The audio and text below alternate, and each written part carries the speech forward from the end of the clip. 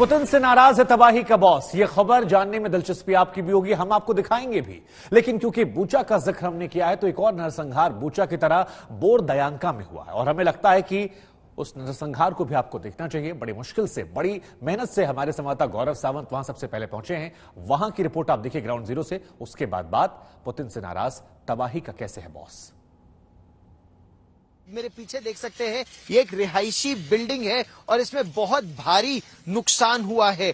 आज इस बिल्डिंग को से लोगों को निकालने का प्रयास किया जा रहा है, जैसा आप देख भी सकते हैं। और अभी भी डर इस बात का है कि इस बिल्डिंग के बेसमेंट में या इसके मलबे में अभी भी लोग फंसे हो सकते हैं। लेकिन इससे पहले यहां आना सुरक्षित नहीं था। यहां का रास्ता बारूदी सुरंगों से भरा हुआ है। Anti tank mines, anti personal mines रास्ते भर है और इसीलिए आज जंगल का एक रास्ता काटकर रास्ता निकाला गया है लोगों के लिए आने के लिए। ये कीव से इमरजेंसी टीमें आई हैं जो हर तरफ से न केवल मलबा हटा रही हैं बल्कि जो लोग इस मलबे में फंसे हैं उनको निकालने का प्रयास हो रहा है। और इस तरह की ऐसी कई इमारतें यहां पर बर्दयांस्क में हैं जिनको निशाना बनाया गया।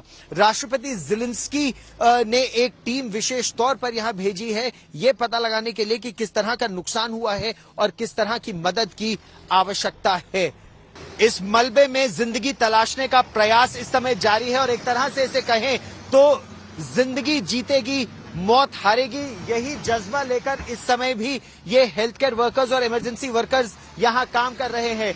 खबर इनको ये मिली है कि इस बिल्डिंग के मलबे से कुछ आवाजें सुनाई दी गई हैं और इसीलिए बाकी हर जगह काम छोड़कर जितने भी कर्मी हैं वो यहां पर भागकर आए हैं और लोगों को बचाने का प्रयास कर रहे हैं। दो यहां पर एम्बुलेंसेस भी लाई गई हैं, डॉक्टर भी यहां आ गए हैं। ऑक्सीजन का भी प्रबंध किया जा रहा है कि ऑक्सीजन यहां नीचे दी जा सके।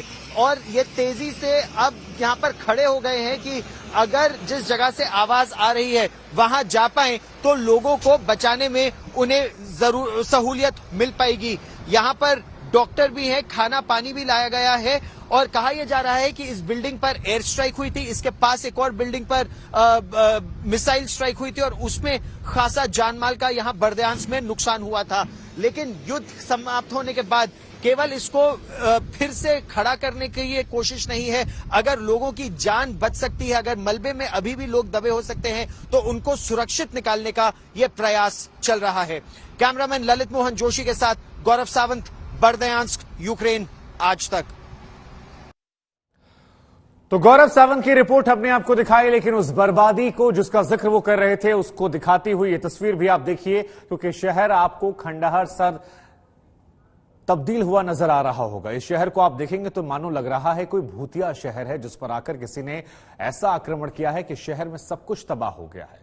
यह कभी खूबसूरत शहर हुआ करता था, जिंदगी कभी यहां गुलजार हुआ करती थी, लेकिन वक्त बीता, हमले बढ़े और उन हमलों के बाद अब यह शहर अपनी बर्बादी के आंसू निरंतर रो रहा है। और हम आपको बता दें कि बड़ी बात यह है कि बूचा के बाद बोरोदयांका शहर वो शहर है जहां पर कहा जा रहा है कि हालात उससे ज्यादा खराब है। और इन तस्वीरों पर आप गौर करेंगे तो आपको ये नजर भी आ रहा है क्योंकि यहां पर आग की लपटें हैं, आसमान में काला धुआं है। इसके अलावा जमीन पर आप बात करेंगे तो आपको चारों तरफ मलबा ही मलबा नजर आएगा। तो ये आज के बोरोदयांका की तस्वीर है और एक ऐसी तस्वीर जिसको लेकर अब दुनिया बहुत ज्यादा चिंतित है, क्योंकि यूक्रेन के कई शहर ऐसे हैं जिनकी हालत वैसी ही हो गई है जो बूचा की हुई है। और आज तक ने सबसे पहले आपको बूचा का हाल दिखाया था और अब आज तक पर ही सबसे पहले हम आपको बोरोदयांका का हाल दिखा रहे हैं, क्योंकि यहां पर लगातार रॉकेट गिर रहे हैं, मिसाइलों से हमला हो रहा है।